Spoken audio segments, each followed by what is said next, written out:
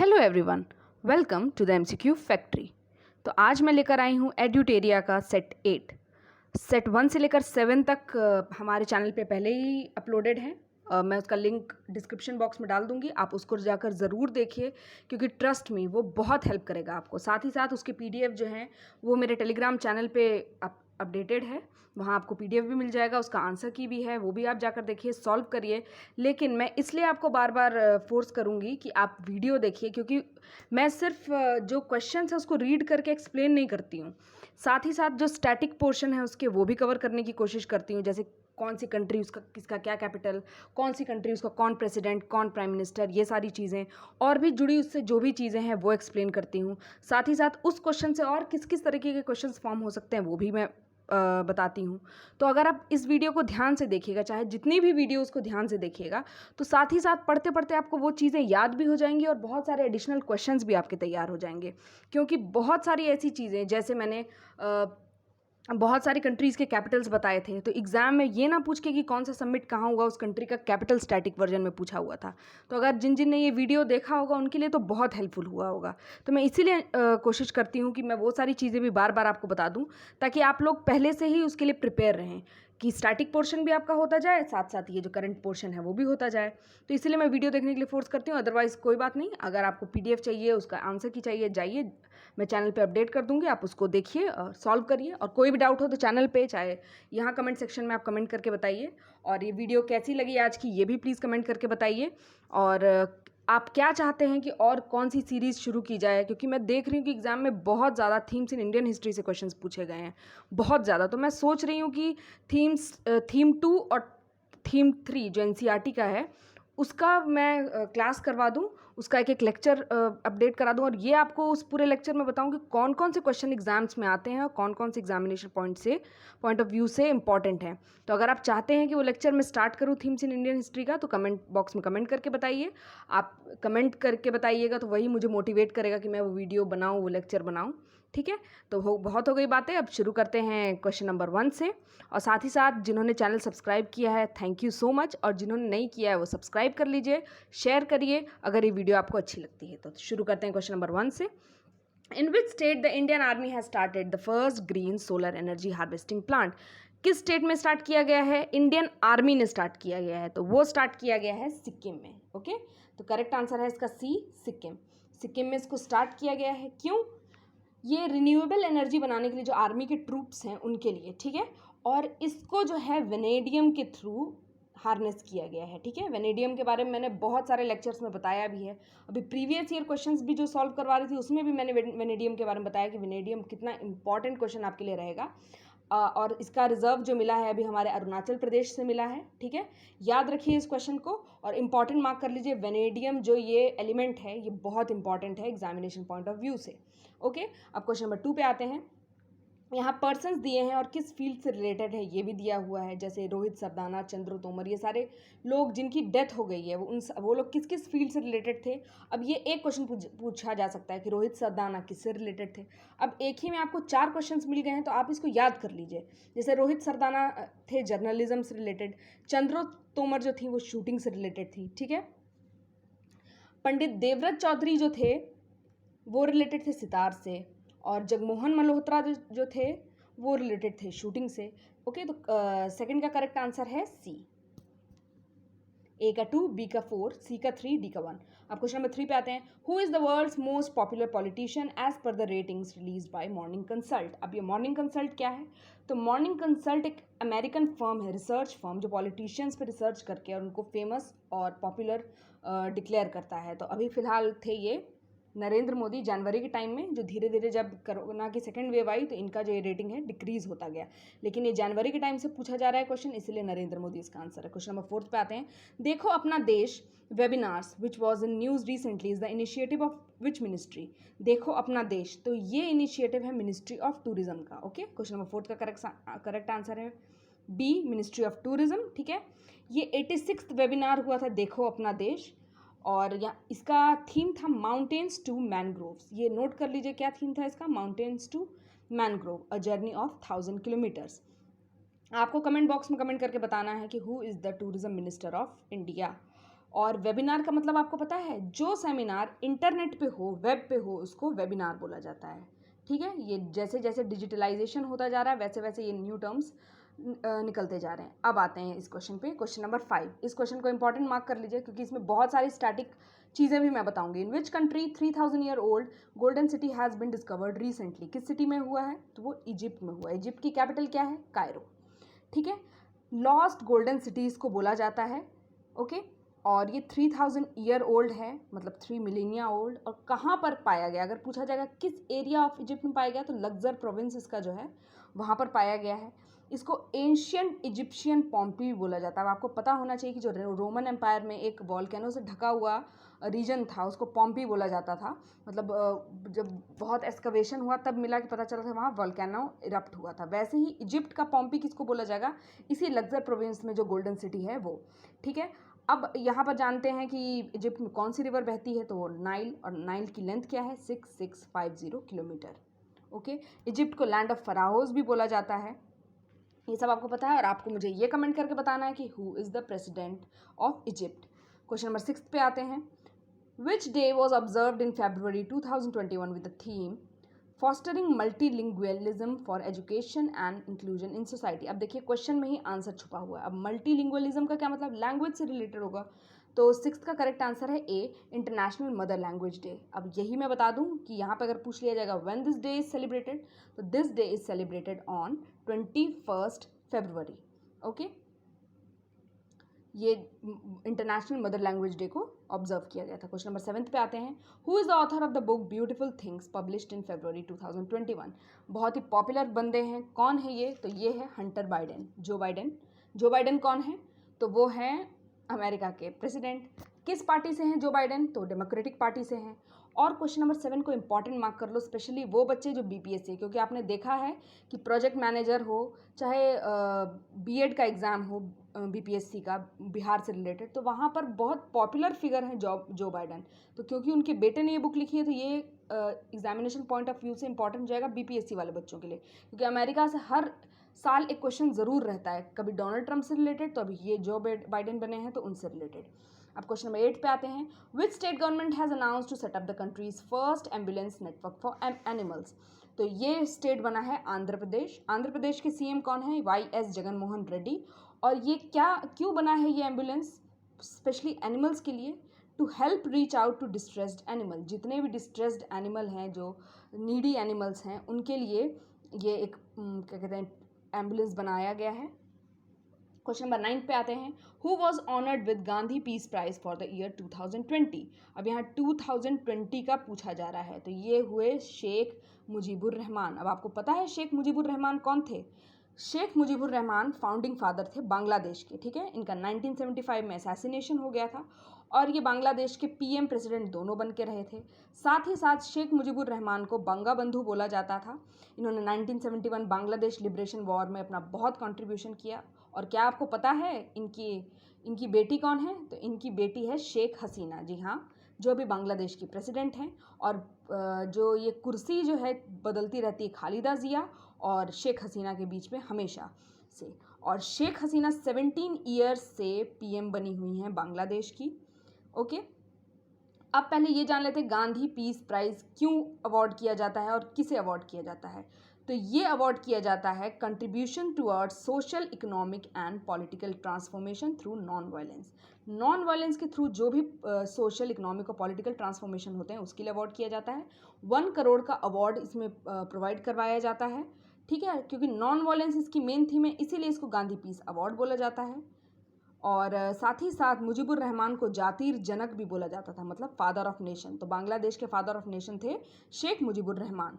साथ ही साथ ये भी याद रख लीजिए, कोई कंफ्यूज अगर हो जाए कि सुल्तान काबूस बिन साइद ये थे गांधी पीस प्राइज़ के विनर, तो नहीं, ये 2019 के विनर थे। अगर 19 का पूछ लेगा, क्योंकि बहुत सारे एग्जाम में ऐसे भी क्वेश्चन पूछे जाते हैं, स्पेशली बीपीएससी एग्जाम्स में, कि 2019 का क्वेश्चन पूछ लिया जाएगा। तो इसलिए ये दोनों याद रखिए, 20 के शेख मुजीबुर और 19 के Sultan Qaboos bin Said. Qaboos bin Said कहाँ के सुल्तान थे? तो ये ओमान के थे। और ओमान की कैपिटल क्या है? तो ओमान की कैपिटल है मस्कट। क्वेश्चन नंबर 10 पे आते हैं। क्वेश्चन नंबर 10 बहुत बहुत इंपॉर्टेंट है, क्योंकि इससे मैं बहुत सारे फैक्ट्स आपको बताऊंगी और एग्जामिनेशन पॉइंट ऑफ व्यू से ये क्वेश्चन के साथ साथ वो सारे फैक्ट्स भी बहुत इंपॉर्टेंट है। तो अगर कहीं आप लिख सकते हैं तो उसे लिख लीजिए। मैं आपको बताना शुरू कर देती हूँ। From which state the Mahabahu Brahmaputra project was launch to enhance connectivity in north east India. वैसे इसका आंसर है असम। ठीक है, महाबाहु ब्रह्मपुत्रा प्रोजेक्ट क्या है? तो ये ऐसा प्रोजेक्ट है जो वाटर कनेक्टिविटी जो है ब्रह्मपुत्रा से पोर्ट डेवलपमेंट के थ्रू प्रोवाइड करवाएगी। मतलब अलग अलग पोर्ट्स बना दिए जाएंगे वहाँ पर और वाटर कनेक्टिविटी शुरू हो जाएगी। साथ ही साथ इसी में रो पैक सिस्टम को स्टार्ट किया गया है। अब ये रो पैक सिस्टम क्या है? Roll on roll of passenger, इसी को बोलते हैं रो पैक सिस्टम। ये ऐसा सर्विस है जहाँ पे पैसेंजर और फ्रेट दोनों का ट्रांसपोर्टेशन होता है वाटर बॉडीज़ के थ्रू। ठीक है, ब्रह्मपुत्रा में जैसे हम जानते हैं ना कि इंडिया में वाटरवेज भी बहुत सारे हैं, तो वही वाटरवेज के थ्रू और चैनल्स के थ्रू लोगों का और साथ ही साथ फ्रेट का भी ट्रांसपोर्टेशन होगा। साथ ही साथ जब ये महाबाहु ब्रह्मपुत्रा प्रोजेक्ट को लॉन्च किया गया तो क्या क्या लॉन्च किया गया उसमें? एक धुबरी फुलबारी ब्रिज, एक मजोली ब्रिज, इन दोनों को लॉन्च किया गया। अब धुबरी फुलबारी जो है किसे कनेक्ट करेगी? तो ये असम और मेघालय को, इन दोनों स्टेट्स को कनेक्ट कर देगी, असम और मेघालय को, धुबरी फुलबारी ब्रिज। और मजोली ब्रिज कहाँ है? तो मजोली आइलैंड कहाँ है? असम में है। ठीक है, मजोली आइलैंड क्या है ये आप मुझे कमेंट बॉक्स में कमेंट करके बताएंगे। साथ ही साथ मैंने आपको इससे 2-3 सेट पहले ये बताया था जोगी घोपा के बारे में। आपको पता है जोगी घोपा क्या है? ये जोगी घोपा है multi modal logistic park of Assam, north east का मल्टी मॉडल लॉजिस्टिक पार्क। और यही जो है इनलैंड वाटर ट्रांसपोर्टेशन का जो फाउंडेशन स्टोन यहीं से रखा गया कि यहीं से सारे जो फ्रेट्स वगैरह ट्रांसपोर्ट होंगे। मल्टी मॉडल लॉजिस्टिक पार्क को मैंने बहुत अच्छे से I don't know which set but किसी सेट में मैंने एक्सप्लेन किया था। अगर आप देखते हैं अभी मैं फोर्स नहीं कर रही हूँ कि आप देखिए, लेकिन एग्जाम से पहले ज़रूर सारी सीरीज़ को आधा आधा घंटा देकर देखिए और ट्रस्ट में आपको सारे क्वेश्चंस याद होंगे। साथ ही साथ असम में और कौन कौन से ब्रिज हैं? तो ये देखिए असम का पूरा स्टैटिक पोर्शन कंप्लीट होता जाएगा आपका। डॉक्टर भूपेन हजारिका ब्रिज एक हो गया, एक बोगीबिल ब्रिज हो गया, एक सराय घाट ब्रिज हो गया, और चौथा और पांचवा धुबरी फुलबारी और मजोली ब्रिज हो गया। ठीक है, तो ये क्वेश्चन नंबर 10 बहुत बहुत इंपॉर्टेंट है, इसको मार्क कर लीजिए। क्वेश्चन नंबर 11 पे आते हैं। ये जो क्वेश्चन है क्वेश्चन नंबर 11 अभी बीपीएससी प्रोजेक्ट मैनेजर में ये क्वेश्चन पूछा गया है। मित्रा स्कीम जो है यूनियन बजट में है और किस चीज़ से रिलेटेड है? तो ये टेक्सटाइल इंडस्ट्री से रिलेटेड है। और मित्रा की फुल फॉर्म क्या है? Mega investment textile parks. Okay, और ये क्या स्कीम है? तो ये है to make textile industry globally competitive. ठीक है, टेक्सटाइल इंडस्ट्री को कॉम्पिटिटिव बनाना है, लार्ज इन्वेस्टमेंट को अट्रैक्ट करना है, एक्सपोर्ट और एम्प्लॉयमेंट जनरेशन, इन सारी चीज़ों को बूस्ट करने के लिए मित्रा स्कीम को लॉन्च किया गया है। क्वेश्चन नंबर 12 पे आते हैं। Which university ranked first in QS world university ranking 2021? कौन सी यूनिवर्सिटी टॉप पे आई है? तो ये है मैसाचुसेट्स इंस्टीट्यूट ऑफ टेक्नोलॉजी। कहाँ की है? यूएसए की इंस्टीट्यूट है। और साथ ही साथ हर साल ये टॉप पे ही रहती है। बहुत सारे बच्चे कंफ्यूज भी हो जाते हैं, कभी कभी वो लोग बोल देते हैं नहीं ऑक्सफोर्ड यूनिवर्सिटी है। तो बता देती हूँ, 2 तरह की रैंकिंग होती है, इनका अपना अपना पैरामीटर है। एक तो क्यूएस रैंकिंग होती है और एक होती है टाइम रैंकिंग। ठीक है, time higher education ranking, THE, ये रैंकिंग। इस रैंकिंग के through Oxford university top most university में आता है। और जो ये क्यूएस रैंकिंग है इसके थ्रू MIT जो है MIT यूनिवर्सिटी वो टॉप पे आती है। साथ ही साथ क्यूएस रैंकिंग में इंडिया का रैंक है 177 IIT बॉम्बे का। ठीक है, और जो THE रैंकिंग है उसमें 2 इंस्टीट्यूट्स आते हैं, Indian institute of science Bangalore और IIT रोपड़। तो वहाँ IIT बॉम्बे का नाम नहीं है और यहाँ पर वहाँ पर IIT रोपड़ का नाम नहीं है। ठीक है, तो ये जो क्यूएस रैंकिंग और THE रैंकिंग में आपको कंफ्यूज नहीं होना है। क्वेश्चन नंबर 13 पे आते हैं। According to the India energy outlook 2021 report release by the international energy agency, by which year India will become the world's 3rd largest energy consumer after China and US। अब आप देखिए इससे क्या क्या questions बन सकते हैं। इंडिया एनर्जी आउटलुक रिपोर्ट 2021 एक तो हो गया, कौन रिलीज करता है? इंटरनेशनल एनर्जी एजेंसी रिलीज करती है, ये हो गया। By which year India will become the world's 3rd largest energy consumer. अब ये भी पूछ सकता था किस ईयर में बन सकता है, लेकिन यहाँ ये भी इसने बता दिया कि चाइना और US के बाद इंडिया बनेगा। मतलब फर्स्ट में एनर्जी कंज्यूमर में कौन है? चाइना, सेकंड में कौन है? US, और थर्ड में इंडिया हो जाएगा। और कब तक हो जाएगा इंडिया? तो 2030 तक India energy efficient highest third highest energy consumer हो जाएगा। क्वेश्चन नंबर 14 पे आते हैं। In which country was the 14th international children's film festival organised in February 2021? 14th international children's film festival किस स्टेट में, किस कंट्री में? तो वो है बांग्लादेश। और बांग्लादेश की कैपिटल क्या है? ढाका। अब आते हैं क्वेश्चन नंबर 15 पे। जो फैक्चुअल क्वेश्चंस हैं उनको मैं ज़्यादा एक्सप्लेन करके नहीं टाइम वेस्ट करूँगी, लेकिन जो इंपॉर्टेंट है उसे तो भाई मैं एक्सप्लेन अच्छे से करूँगी, और आप लोग प्लीज़ सुनिएगा। क्वेश्चन नंबर 15 पे आते हैं। Who is appointed as the director general of international solar alliance recently? ये क्वेश्चन मेरे पिछले सेट्स में भी है, और क्योंकि ये इंपॉर्टेंट क्वेश्चन है इसीलिए बार बार इसको दिया जा रहा है कि आप बनाते जाइए और आप रिवाइज भी करते जाइए। तो वहाँ पर अजय करके 4 ऑप्शंस थे, यहाँ सीधे ऑप्शन है अजय माथुर। आपको याद रखना है कि अजय माथुर जो हैं डीजी बने हैं इंटरनेशनल सोलर अलायंस के। ओके, और इंटरनेशनल सोलर अलायंस का हेडक्वार्टर कहाँ है? गुरुग्राम में। और इंटरनेशनल सोलर अलायंस क्या है इसको मैं बहुत अच्छे से अपने प्रीवियस सेट्स में एक्सप्लेन कर चुकी हूँ, इसलिए यहाँ मैं एक्सप्लेन नहीं करूँगी। बस इतना बता दूंगी कि 124 मेंबर्स हैं इसमें, और वो सारे मेंबर्स जो हैं सनशाइन कंट्रीज़ हैं।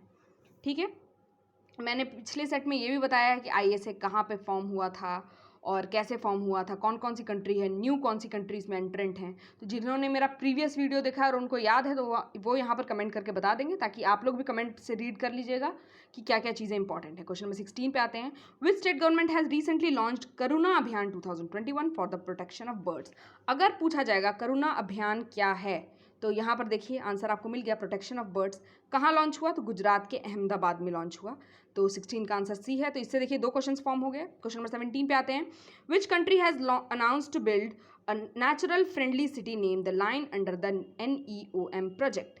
किसने स्टार्ट किया? तो ये स्टार्ट किया है सऊदी अरेबिया ने। और अभी किसी एग्ज़ाम में शायद OCS में या फिर UPSSC किसी में पूछा गया है कि सऊदी अरेबिया की कैपिटल क्या है। और मैंने बहुत अच्छे से आपको गल्फ़ कंट्रीज़ के बारे में बताया, कहाँ गल्फ़ कंट्रीज़ होती हैं, उन सब की कैपिटल्स क्या है, सब चीज़ें मैंने बता रखी हैं अपने प्रीवियस वीडियोज़ में, तो जाकर उसको देखिए। और सऊदी अरेबिया की कैपिटल क्या है? रियाद। यूनाइटेड अरब एमिरेट्स की कैपिटल क्या है? मैंने बताया था ए आता है इसमें, तो वैसे ही याद कर लीजिएगा, अबू धाबी। और कुवैत की कैपिटल है कुवैत सिटी। बहरीन की कैपिटल है मनामा। तो सऊदी अरेबिया ने 170 किलोमीटर का लंबा जो द लाइन प्रोजेक्ट बनाया है, ये बनेगा क्या? Zero carbon city. ओके, और नियोम जो जगह है NEOM, ये सऊदी अरेबिया की एक सिटी है, और इसको बहुत ही लोग बोलते हैं कि मतलब बिना सिर पैर का ये प्रोजेक्ट है, क्योंकि इसको किसी मूवी से इंस्पायर होकर वहाँ के जो प्रिंस हैं उन्होंने इसको स्टार्ट कर दिया है। क्वेश्चन नंबर 18 पे आते हैं। Under which amendment was the first impeachment motion of former US president Donald Trump brought for inciting people to attack the US parliament recently? Impeachment motion लाया गया था डोनाल्ड ट्रंप के लिए, उन्होंने भड़काया था लोगों को, और उस मूवमेंट को क्या बोला गया था? आपको मुझे कमेंट सेक्शन में कमेंट करके बताना है क्या बोला गया था उस मूवमेंट को, जब उन्होंने लोगों को इंसाइट किया था, भड़काया था कि जाइए जाके अटैक करिए पार्लियामेंट पे। और BPSC वाले बच्चों याद रखो, ये क्वेश्चन आपके लिए बहुत इंपॉर्टेंट रहेगा। क्यों? क्योंकि डोनाल्ड ट्रंप और अमेरिका बहुत ही फेवरेट हैं BPSC के। तो वैसे ये याद रखने की ज़रूरत नहीं, लेकिन उस मूवमेंट को याद रखने की ज़रूरत है कि उस मूवमेंट को क्या बोला जाता था। तो इसका करेक्ट आंसर है 25th amendment. Okay, question number 19 पे आते हैं। Which country has recently announce to send the world's first wooden satellite into space by the year 2023? किसने डिसाइड किया है? तो ये डिसाइड किया है जापान ने। ठीक है, क्यों डिसाइड किया? क्योंकि बहुत सारी स्पेस में बहुत सारा कचरा हो जा रहा था, टुकड़े हो जा रहे थे सैटेलाइट के, उसी को नेट के थ्रू साफ़ करने के लिए ये वुडन सैटेलाइट भेजा जाएगा, जो साफ़ करके और अपने आप ही वहाँ पर ख़त्म हो जाएगा। साथ ही साथ अभी ये तो जापान जब भेजेगा ये 2023 में भेजेगा, यहाँ पूछा गया, लेकिन अभी रिसेंटली कौन भेजने वाला है? 2021 के नवंबर में भेजा जाएगा। वो भेजा जाएगा न्यूजीलैंड से। ठीक है, उसका नाम है वीज़ा वुडसैट। ओके, वुडन सैटेलाइट है वीज़ा वुडसैट, और उसको न्यूजीलैंड से भेजा जाएगा। और कौन भेजेगा? तो वो भेजेगा ESA, मतलब यूरोप की जो स्पेस एजेंसी है वो भेजेगी। क्वेश्चन नंबर 20 पे आते हैं। Major Anoop Mishra of the Indian army has developed the world's first indigenously made universal bullet proof jacket. बहुत ज़्यादा ये न्यूज़ में रहा, लास्ट ईयर से बहुत ज़्यादा न्यूज़ में रहा है ये बुलेट प्रूफ जैकेट, तो इसका आपको पता होना चाहिए आंसर। इसका करेक्ट आंसर है D, शक्ति। शक्ति इसका करेक्ट आंसर है। और सबसे खास बात इसमें ये है कि ये पूरा इंडिजिनस है, इंडिया में डेवलप्ड है, और मेन वीमेन इसको दोनों पहन सकते हैं। सबसे खास बात इसकी यही है। साथ ही साथ मेजर अनूप मिश्रा ने बुलेट प्रूफ हेलमेट भी डेवलप किया है। ठीक है, किस प्रोजेक्ट के थ्रू डेवलप किया है? आप पढ़िए और कमेंट में कमेंट करके मुझे बताइए। क्वेश्चन नंबर 21 पे आते हैं।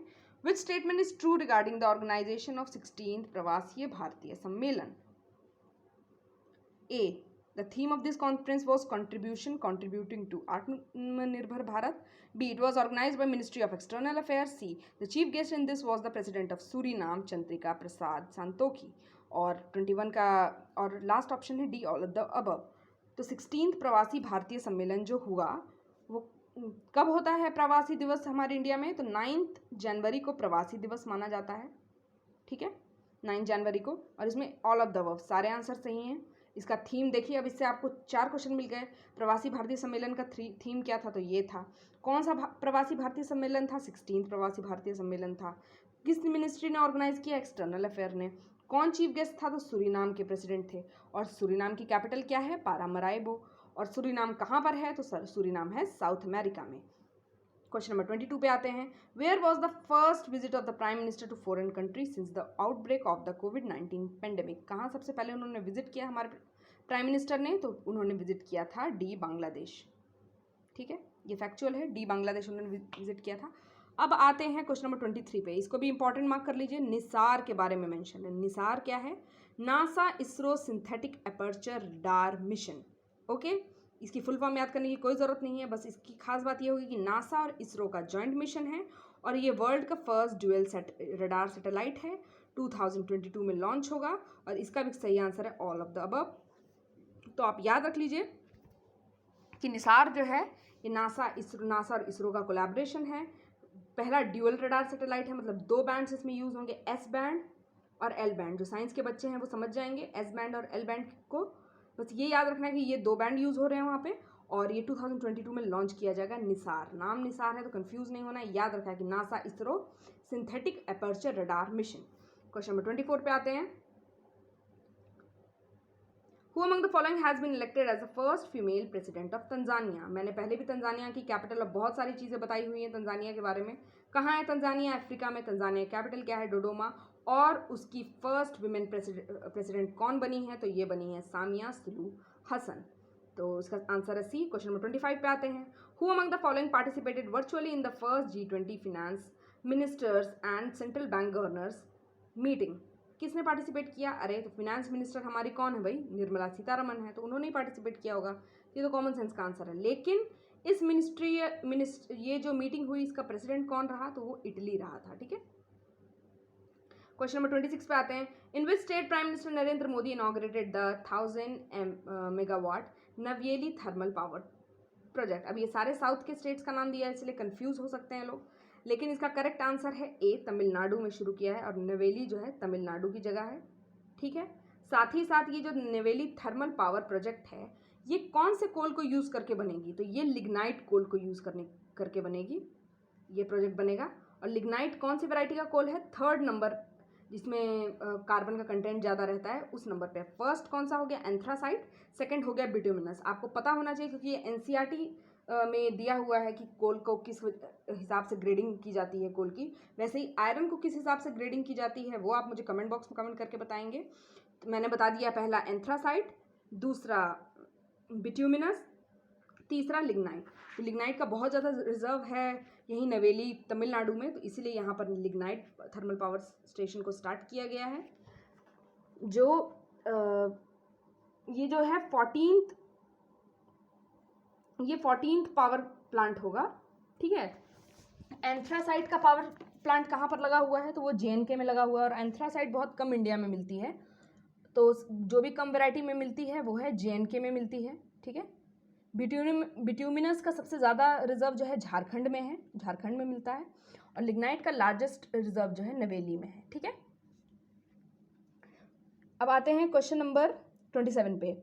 Which state government has recently implemented 75% reservation in private sector job? बहुत सारे स्टेट्स ऐसे बन चुके हैं जिन्होंने 75% रिजर्वेशन दी है प्राइवेट सेक्टर जॉब में, लेकिन इसका पर्पस क्या है? 75% रिजर्वेशन इसलिए दी गई है क्योंकि लोग जो हैं माइग्रेट ना करें, जो डोमेस्टिक लोग हैं उनको एम्प्लॉयमेंट अपॉर्चुनिटीज़ मिले, वर्क फ्रॉम होम भी कर रहे हैं लेकिन उन्हीं को एम्प्लॉयमेंट मिले, इसलिए ये स्कीम को स्टार्ट किया गया है। तो 27 का करेक्ट आंसर है बी, हरियाणा। और बहुत सारे और भी स्टेट्स ने इसको स्टार्ट किया था, तो बहुत कंट्रोवर्सी में चला गया था। जो पहला स्टेट 2019 में था आंध्रा, तो इसको अनकॉन्स्टिट्यूशनल मान के इसको लागू ही नहीं करने दिया गया था। ठीक है, फिर झारखंड बना और झारखंड के बाद हरियाणा इस चीज़ को लॉन्च करने जा रहा है। क्वेश्चन नंबर 28 पे आते हैं। Which of the following recently became the 31st district of Karnataka.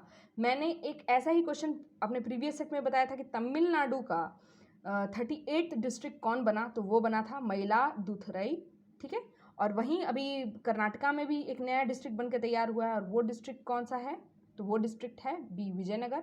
और विजयनगर कैसे बन के तैयार हुआ, तो बेलारी जो डिस्ट्रिक्ट था, यही जो ए पे दिख रहा है आपको ऑप्शन, बेलारी से इसको कार्व करके बना दिया गया। जैसे बहुत सारे इसी तरीके से जैसे जहानाबाद से कार्व करके अरवल को बनाया गया था, ठीक उसी तरीके से बेलारी से कार्व करके विजयनगर को बना दिया गया। क्वेश्चन नंबर 29 पे आते हैं। Which country has topped the Asian online shooting championship 2021।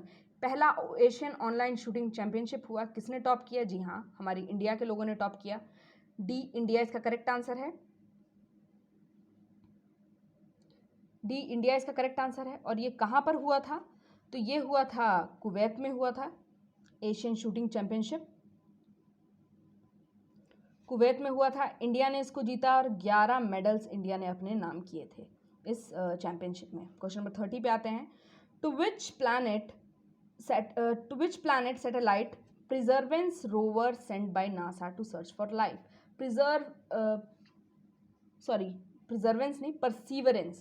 Perseverance rover बहुत ज़्यादा इंपॉर्टेंट है, बहुत सारे एग्जाम्स में पूछा भी जा चुका है। अभी देखिए यूपी एसएससी या फिर वेस्ट बंगाल पीसीएस किसी में इस क्वेश्चन को पूछा गया है, तो ये इंपॉर्टेंट रखिए।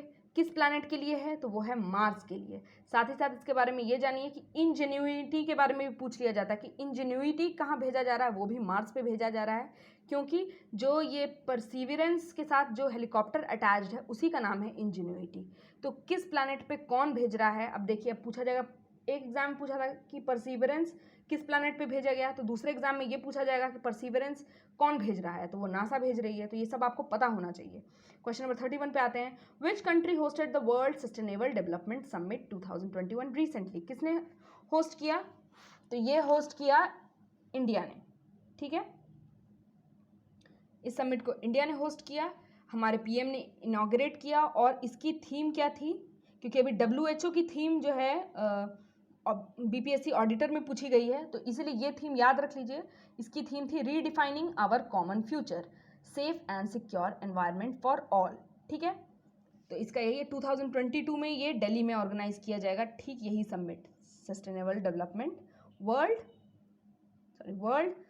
Sustainable development summit 2021। Question number 32 पे आते हैं। The Indian meteorological department has announced to set up the first thunderstorm research test bed of the country in which state. कहाँ पर ये बनाया जाएगा? Thunderstorm research test bed. IMD का headquarter कहाँ है? वो है न्यू दिल्ली में। और इसको लॉन्च किया जाएगा कहाँ पर? इस थंडरस्टॉर्म रिसर्च टेस्ट बेड को उड़ीसा में। उड़ीसा के किस प्लेस पे? बालासोर पे। ठीक है, तो ये चीज़ याद रहना चाहिए क्योंकि पूछ लिया जाता है। क्यों यहाँ पर लॉन्च किया जा रहा है? कि जो लाइटनिंग से फेटालिटीज़ हो रही हैं, जो डेथ्स हो रही हैं, उसके बारे में रिसर्च करना है और कैसे इसको प्रिवेंट कर सकते हैं, वो उस पर रिसर्च किया जाएगा। क्वेश्चन नंबर 33 पे आते हैं। Which state recently became the first state in India to present a paperless budget. कौन सा स्टेट बना जिसने पेपरलेस बजट, बहुत ज़्यादा न्यूज़ में भी था ये, तो ये था यूपी ने पेपरलेस बजट को सबसे पहला स्टेट बना जिसने लॉन्च किया। अब आते हैं क्वेश्चन नंबर 34 पे। विच statement is correct regarding the 67th national film awards. तो आंसर कीज में भी इसको करेक्ट कर लीजिएगा। इसका आंसर डी है, लेकिन आंसर की में इसको सी दिया हुआ है इसका आंसर। ठीक है, तो डी इसका आंसर होगा।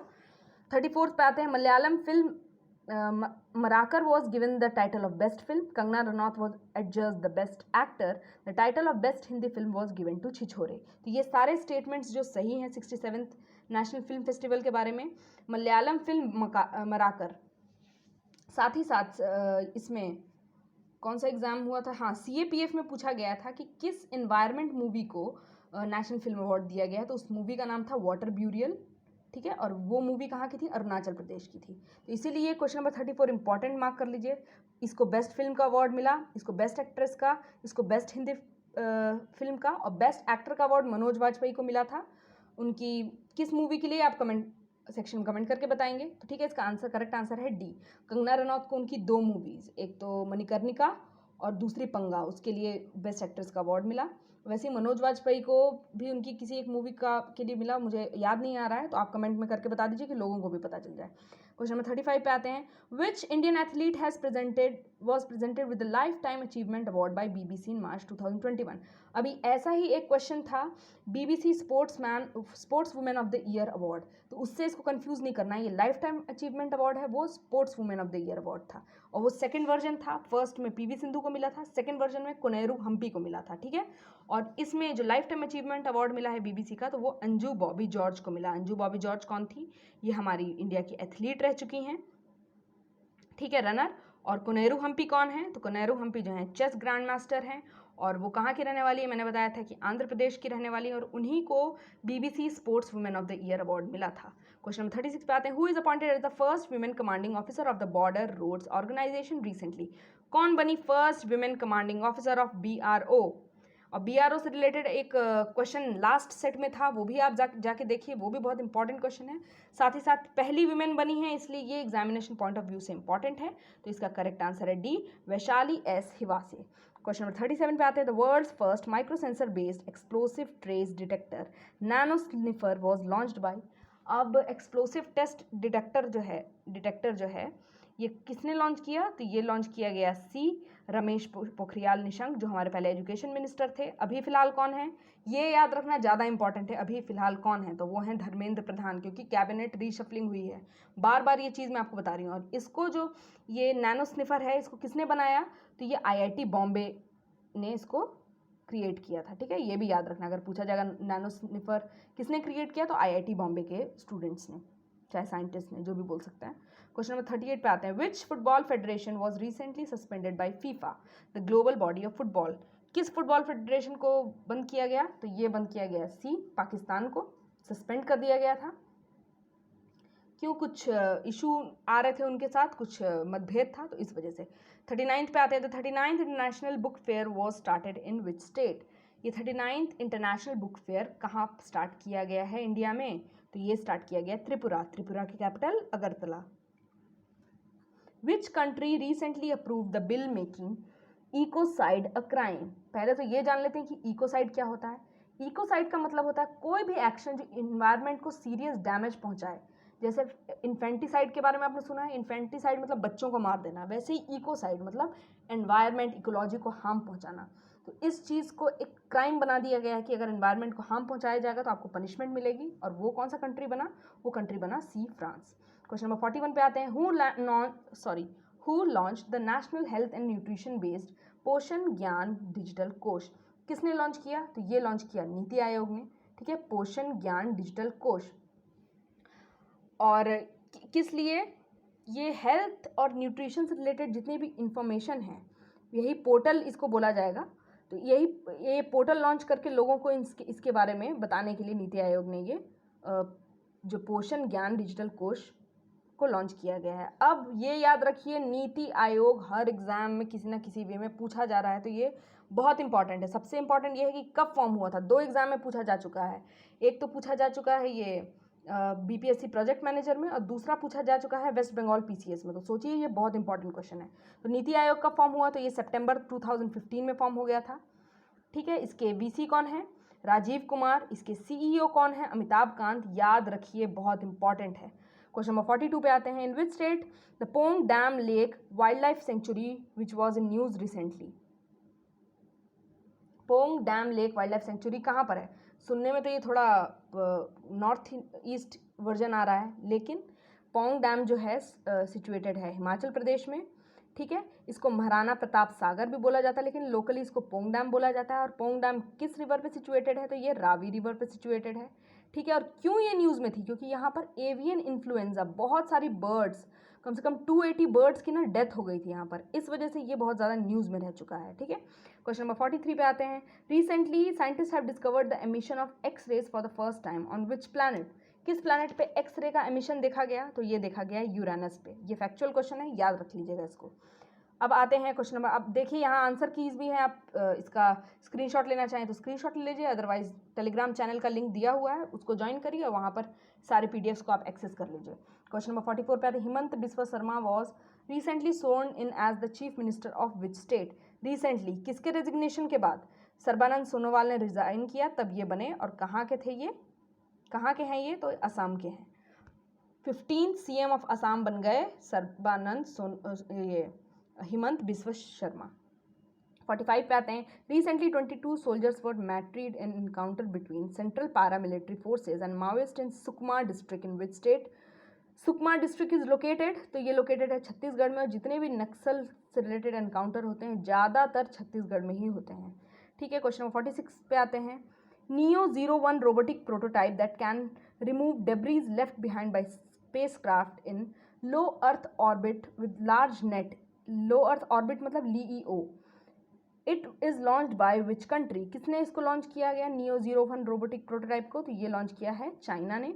ठीक है, और ये स्पेस डेब्रीज को साफ करने के लिए, जैसे जापान भेज रहा है वुडन सैटेलाइट स्पेस डेब्रीज को साफ करने के लिए, वैसे नियो 1 जो है चाइना का इन्वेंशन है। ठीक है, अब आते हैं क्वेश्चन नंबर 47 पे। Which African country's president Idriss Deby died in April 2021 while fighting rebels. इसी तरीके से एक हैती के भी प्रेसिडेंट को असैसिनेट कर दिया गया है। अफ्रीका के ये दूसरे हैं जिन्होंने हाल में हैती के असैसिनेट किए गए हैं, और दूसरे ये थे चैड के। इन ये रेबल से लड़ते लड़ते मर गए, और चैड की कैपिटल क्या है, निजामे, NDJAMEN, निजामना। ओके, क्वेश्चन नंबर 48 पे आते हैं। In which city Vinoba Bhave Seva प्रतिष्ठान organised Ayurveda Parv under the aegis of ministry of AYUSH for the treatment of lifestyle diseases. Vinoba Bhave Seva प्रतिष्ठान जो थी, इसने ऑर्गेनाइज किया आयुर्वेद पर्व, क्यों, आयुर्वेद को प्रमोट करने के लिए।